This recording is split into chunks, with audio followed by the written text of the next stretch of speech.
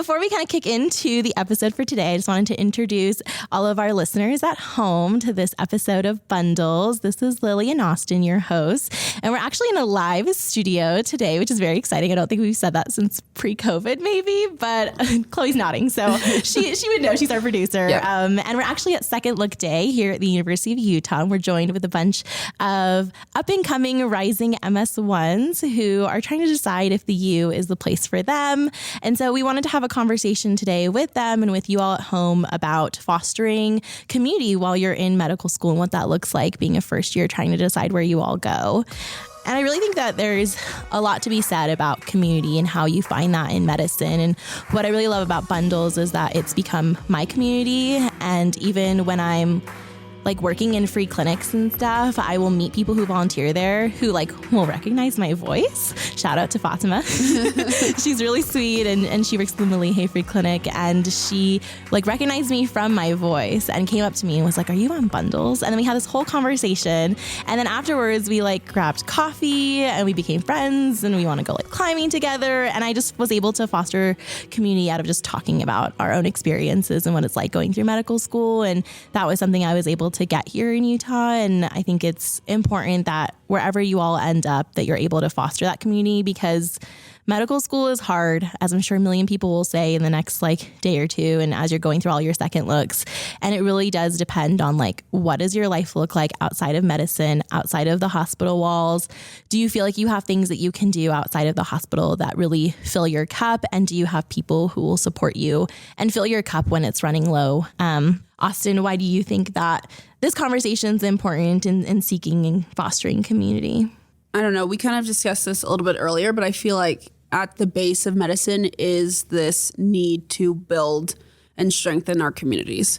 Yes, as like future physicians, we'll be dealing with individual patients, but our end goal is to make sure that our communities, our societies are healthier because of the interaction that we've had with them. And so I feel like on a professional level, like a sense of community and developing community is really important. But then also, just like Lily talked about, you know, you can only do so much as an individual. And if you try to navigate med school and the medical profession alone, it will be so, so hard. Med school, again, is hard, but it's not impossible, especially if you're not approaching it as an individual alone. You know, I think it's so crucial to find your team and to really rely on each other. First year, feel like my community was pretty small, and I think that was mainly self-imposed. I was stressed. I was constantly comparing myself to the people around me, thinking, well, they're like way smarter, way cooler, like they don't want anything to do with me. And so I think that I kind of lost out on the opportunity to have a strong community that could support me when things got hard, because things inevitably will get hard. That's life, you know, that's this wonderful marathon that we're on called medical education. But when I was able to really establish my community and expand my community, I feel like second year Austin is so different than first year Austin.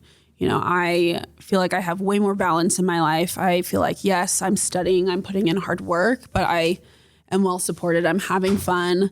You know, I have serious time and giggle time. It's the best of both worlds. And so I feel like, you know, developing community is just so important, because that really grounds you when things are difficult. And also your community can like bolster you and encourage you when things are good, you know? So I think we only ever benefit when we like really make our communities the foundation of our practice and our studies. But what are your thoughts? I love that. I think you kind of hit on something that I wanted to talk about in seeking community. As I was going through my second looks and all of the different programs I had interviewed at for medical school, one thing that stood out to me from the U at least is that they're a pass-fail curriculum, which I really feel like fostered community within my class and my cohort, because, you know, my cousin's in law school, and from her perspective, it's graded on a curve. So it is a little bit more intense. It's a little bit more cutthroat in the sense that if I help this person, they might score higher than me, which will drop me down in the rank list, and in turn actually hurts my future to get internships or whatever it is that she's pursuing. And I definitely interviewed at programs where they were a graded ranked system, and I kind of got that sense. So I feel like as you're going through your interviews and your second looks and you're talking to students who are currently here, it's important to recognize that like well, what's the environment like that I'm around? Like, do these people actually get along? Are they actually friends? Do they say hi to each other? Do they hug? Do they high five? Are they supportive? Because that's the environment you're going to be in every single day, whether you're sitting in the classroom or you're listening to recordings at home. Like, you want to be around people who want to lift you up and build you up as well. And I definitely feel like that was something I got at the U because, one, I'm not competing with my classmates. We're all just trying to get through it together. We always say P's get MDs. That's all we need. Like, I know that at the end of the day, I'm going to be like a very competent and like proficient provider. But more importantly, like healthcare as a whole is really focused around team building. And so you want to go to an institution that really fosters that so that when you're on the provider side of things and you're caring for patients, you're able to find that. And I feel like that's a really good representation of like what kinds of students do they accept into their programs. And I felt like at my second look day and also talking to people who I knew that were in like the School of Medicine, they didn't feel that tension and that stress. And, it depends cohort to cohort every year. But I feel like in my cohort, I never felt like we were competing, especially because we were like this awkward, weird Zoom COVID class. Like we were on camera staring at each other all day. We were like, we didn't really know how to make friends. We're like the really weird, like iPad kids, I guess. I don't know. But like for me, like seeking out community was really freaking hard because I like couldn't, we couldn't like hang out and stuff. And slowly as things with COVID started to transition, I have actually studied like in the room that we're sitting in with people that I didn't know at all. And we would like social distance and wear our masks. And we would just like message each other on Slack and be like, hey, like, do you want to study today? Like, it's kind of awkward and you feel like you're in kindergarten again, trying to like make a friend on the playground. But we all feel that way, whether you like are an in-state student or an out-of-state student, and you just want to like build that community. And one thing I want to emphasize is that you don't have to feel this pressure to like meet your best friend the first month of med school. Like if that happens to you, that's awesome. Did not happen for me. Like I think the first year of med school was like super isolating for me because it was COVID. And I'm sure if we all think back to that, like we all felt a little bit isolated. But I was still able to like reach out to people like Jenna, who's just in this session right before us, was one of the first friends I made. And we would like walk our dogs in the park and we would start studying together before we had class. And we realized we probably weren't the best study buddies because we just talked the whole time. But that was okay. Like we figured that out. And then we just decided to just be friends and we started going to workout classes together. And you just slowly start to like really transition your friendships from classmate to a friend. And I felt like that was really important. And then other things I feel like I did to seek out community was joining different committees through the School of Medicine with students who had similar like interests as me, whether that was like working with the curriculum, working with students, working in advocacy work, whatever that was. I felt like as I started to see other students that would like show up in those same spaces, I was like, okay, you're my people. Like I can have real conversations with you. And as we go through our curriculum, which will continue for this accelerated curriculum that they have, you're going to be placed into like different teams where you study together and you do like cases together and you spend like, I can't remember how many weeks it is, but you're in that group. And then in the next couple weeks, you'll switch to a new group. And in those groups, you start to meet people who you like will click with and you'll feel like, oh, like, we are on the same kind of like mindset and we can have good conversations. And, it is a little bit of like going out of your comfort zone to like reach out to them. But I feel like for the most part, especially people at our school, they're very like open to wanting to make friends. And you're going to constantly feel this like awkward transition of like having to foster community because when you go into the clinical setting, suddenly you have like residents and attendings and all of these people that you're like, do I click with you? Do I not click with you? I feel like I'm on the outside again. And fast forward to me as an MS4, like I have residents who texted me on match day and they were like, oh my gosh, I'm so excited that you're staying. And it was this sense of community that made me like feel like, okay, I'm going to do well here because the people around me want me to do well and they're rooting for me. And I feel like that's what you really want.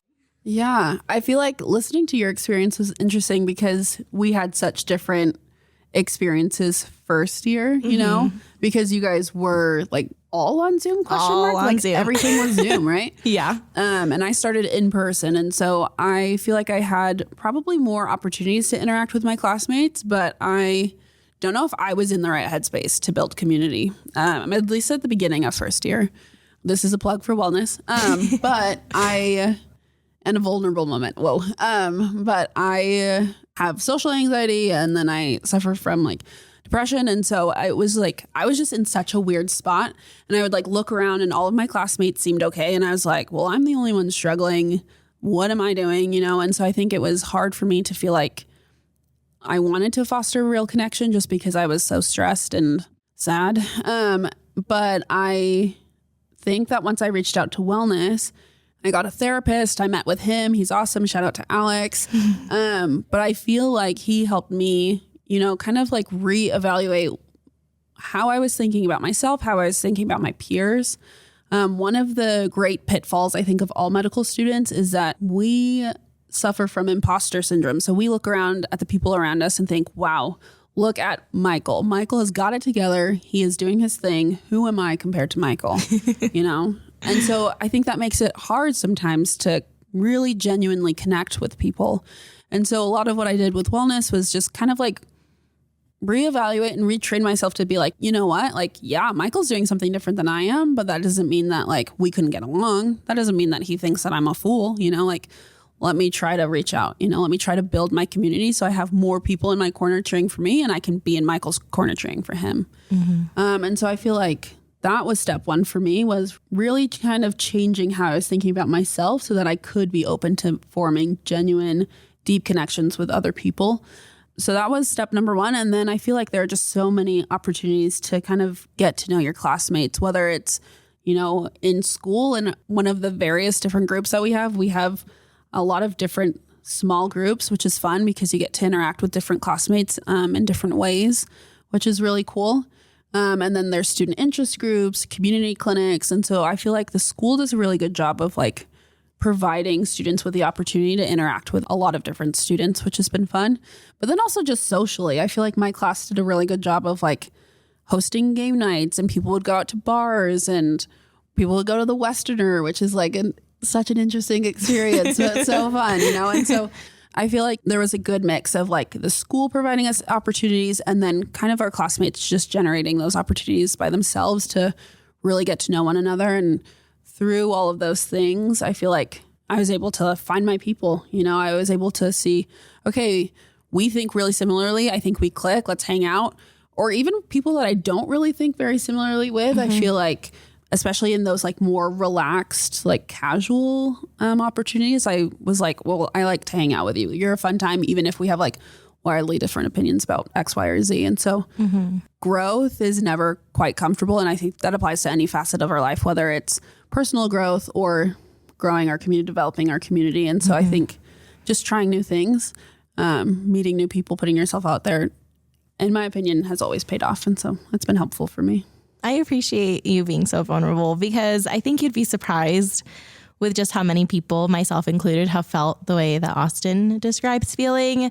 I honestly would be surprised with any school that you go to if you don't have one bout of like feeling like you don't belong or having imposter syndrome or feeling very alienated or isolated, regardless of where you go. I would be very, very surprised if we didn't experience that even like once, just because we're human. And as wild as it is when you're in this bubble of medicine, like the world continues to move, even though we're standing still in school, and people continue to go through life and all of the ups and downs that come with life, even though we're expected to be full-time students. And so one thing I love to find out about schools as I'm trying to determine where I want to go, and this was something I thought about when I was applying to residency as well, is like, how will they support us through those processes? And like, how will they ensure that they treat us like humans and that we're not just like gears in the system that have to keep the hospital running? And I remember during like my first year of medical school, I had a loved one who was very, very sick. And I was like strongly considering taking a leave of absence so that I could take care of this person.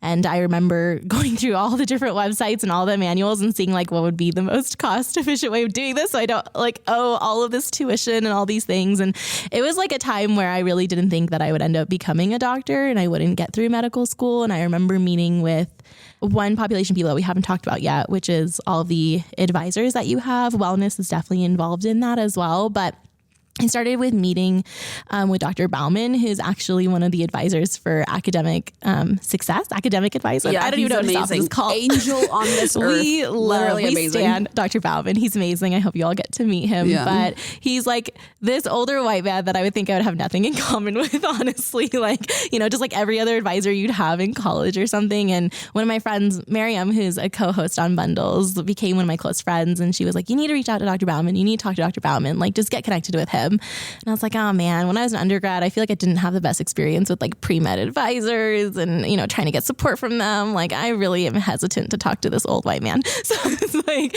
maybe not. So then I kind of waited a bit and then I was like, no, you know, I'm like really struggling. And as a medical student, we're so used to just getting through things. We're so used to just like chugging through, pulling the all-nighters, studying, figuring it out, just like pushing until we can crash at the end of the semester. But in medical school, like Austin said, it's a marathon and you really need that support and you need those breaks. And so I remembered being like, okay, fine, I'll talk to Dr. Bauman. And I remember emailing him and like my first meeting with him, I was like, oh my gosh, this man is too good for us. Like he was so honest, so real, so open to just talking about all of the goods and bads of medicine and school and the curriculum. I mean, he really sat there and was like, okay, well, if this doesn't click with you, like, let's figure out a different method of studying. You know, if flashcards are not the thing for you, like, what is the thing for you? And we spent like weeks. And it got to the point where even all of third year, as I was going through my clinical rotations and I was studying for my shelf exams, every week, without fail, like therapy, I had a meeting with Dr. Bauman. Whether it was like 10 minutes of me being like, hey, I'm good, you good? And that was literally it.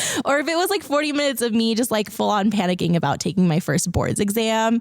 And even like the night before my boards exam, I remember texting him and I was like, Dr. Bauman, I'm not ready. I can't take it. I was like, I can't go to the testing center tomorrow. I cannot take this test.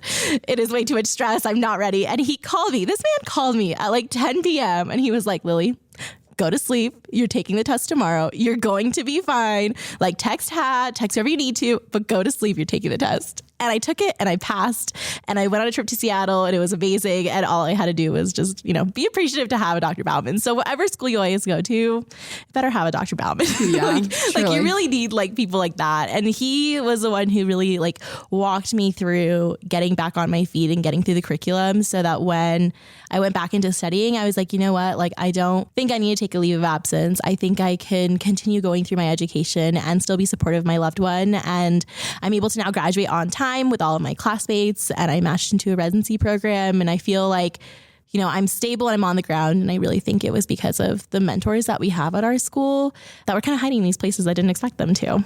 No, I love, first of all, again, I cannot say this enough. Dr. Bauman, big sweetie pie energy. So adorable. But I love how you talked about your experience and how you talked about like your hesitancy to reach out for help, you know, and I think that's not unique to you. I think that's so pervasive throughout the medical community. And especially like for pre-med/med students, like we got to be honest, there are a lot of type A people up in here, you know, like there are a lot of us who are like, no, I can do it on my own. I'll just like, you know, put my shoulder down, put my head down, move forward, whatever. It's going to work out. And I think it's a surprise to a lot of people that, you know, no, that's not necessarily going to get you through med school the way that it might have gotten you through undergrad or whatever else you've been through. We have at the U this program called the Real MD program, which maybe you guys have heard about. Tom Hurtado, shout out to him. And Brittany Wanzer, she's amazing. I love Brittany. But we had a lunch session a couple of weeks ago where we had a speaker come and talk to us through the Real MD program. And he talked about, you know, how so often people are either afraid to reach out for help or they're hesitant to because they don't want to seem weak or they don't want to seem like, you know, that they're unreliable or whatever it might be. And he said something that I loved so much that I took out my phone, opened up my notes app and wrote it down. And that, again, sounds kind of corny, but he was like, it is not a failure to admit that you need help. One of the biggest privileges we have is to be there for our patients and their families. The medical profession is about building community, and that's something we get to practice with our classmates. You know, so often we are worried about how it's going to look, you know, if we reach out for help, when in reality, it provides people the opportunity to step up and be good friends. It helps you strengthen your relationships that you have with other people. It helps you pass step, you know, it helps ground you so you can take step the next day. And so I feel like there is only ever good that can come from us being vulnerable with the people around us and allowing them the opportunity to support us when we need that help. Mm-hmm.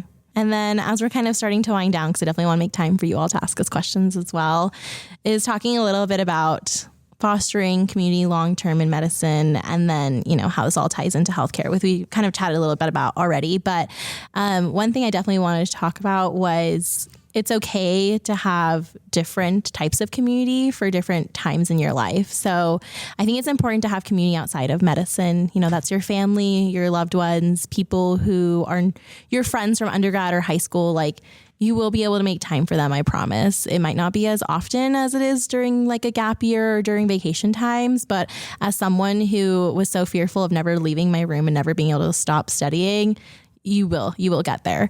And so having those people keeps you grounded because you're able to celebrate baby showers and bridal showers and engagements and, you know, all these new changes that happen in their lives. And you might not make it to everything, but you'll be able to make it to some things. And most importantly, you'll still be connected to those people. And I feel like those are the friendships that pull me out of medicine and remind me like there's a life to live outside of the hospital, which is really, really important to me. You know, I want being a medical student to be the least interesting thing about me. I want to have like this full identity outside of that. And I felt like I was able to do that here. And I'm hopeful you all will be able to do that here, anywhere else that you go. But that's one type of community that you'll want to have. And then there's a community of people that like you study with, you know, they might not be the people that you hang out with every day, but they're people that you feel like you do well with, you have a similar study style, and you guys just meet up after class and you whiteboard or you go through questions together. And those are the people who really get you feeling like more prepared for when you're taking quizzes and things like that. And then you have people like Jenna and stuff who, you know, we don't study the best together because we just chat a lot, but they're the people that I like walking my dog with or taking a spin class with or going on a hike with. And those are the things that fill your cup outside the hospital that like you can reward yourself with. Like, okay, I'm studying all week. I have this quiz on Friday. And then on the weekend, I'm like going to go on a hike with my classmates who are now become my friends.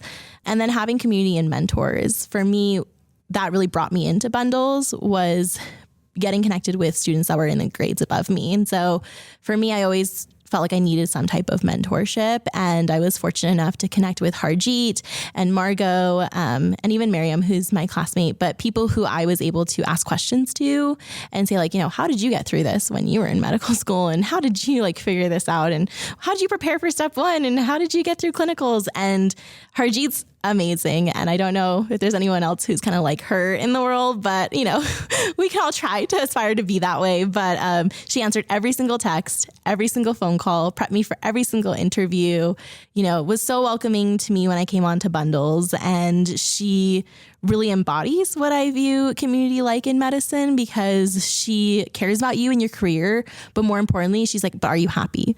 And how can I best support you? And let's talk through this. Let's figure it out. And she's a doer. And I felt like that was something I really needed diving into medicine where I knew nothing and felt like I was swimming in the depths of the sea and no one could hear me screaming. She really pulled me back in, you know, and really grounded me. And so I think it's important to have students that you feel like are in the classes above you that, are going to loop you in. And I felt like at Utah going through clinicals, every resident I met wanted to do that for me. They wanted me to be successful. They wanted me to do well. They wanted to support me. And they also were like, go home when you're done with your work. I know you have to study. Like they were just homies, you know, and that's what you need. And I felt like I was able to get that here. Perfect. I feel like the only thing that I would add is that, and I'm sure other schools are like this as well, but I feel like at Utah, we have faculty members who are also so eager and willing to support us, which is nice. Whether it be in the classroom or outside of the classroom.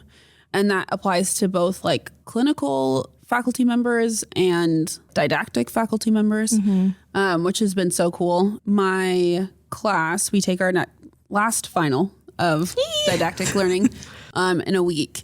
And our old course directors emailed us saying if we wanted to go on a hike. And so we have like a hiking trip down in Coyote Gulch planned for like the week after our final because they just, I guess, want to hang out. I don't know. Which is like fun. You know, it's like we have people who are willing to teach us and like show us, you know, what we need to do to be successful in this profession, but then also remind us like, no, you can still be a human being outside of medicine, which is nice.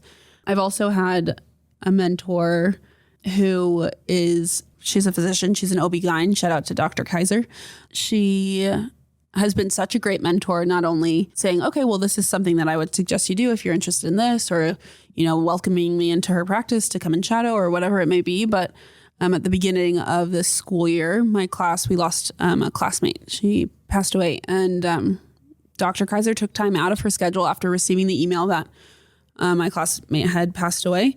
And she texted me just to check in and see how I was doing, you know, which I feel like it's one thing to feel like, yeah, you have friends who understand what's going on and, you know, your classmates are aware of you. But I think it takes it to a whole nother level when you feel like, no, I have faculty members and mentors, real adults who are invested in me as a person and invested in my well-being. And so, yeah, I feel like community is something that we could talk about for literally an eternity. Very passionate about this. But I feel like it's so fundamental, and it really can influence, your medical experience as a whole. And tying it back to healthcare and medicine, which is what you all will be a part of sooner than you think, which is scary but exciting. You want to go somewhere where you feel like they instill those values in you because, like I said earlier, you're going to be a part of a team.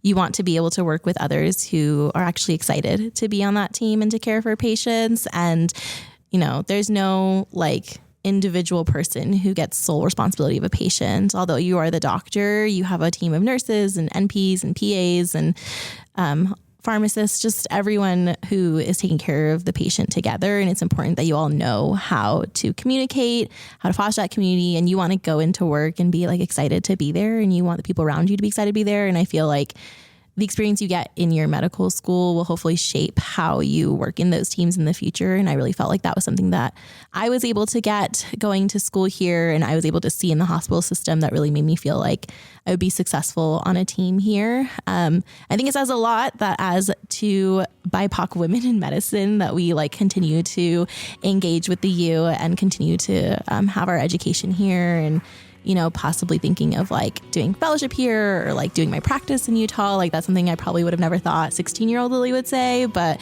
it just, I think, speaks volumes to how we've been able to foster community here and feel like we belong. And I'm hoping that that's something you all will feel here as well, or wherever that you end up going. But that all being said, we just wanted to thank all of our listeners at home and all of the people here in our live audience today for joining us for this episode of Bundles. We're so excited to chat with you all about community. Let us know your thoughts or how you build community on our Instagram page, or share with us anywhere that you listen. And in the meantime, we will see you all in our next episode. So make sure to subscribe and follow along with our podcast. Bye. Bye.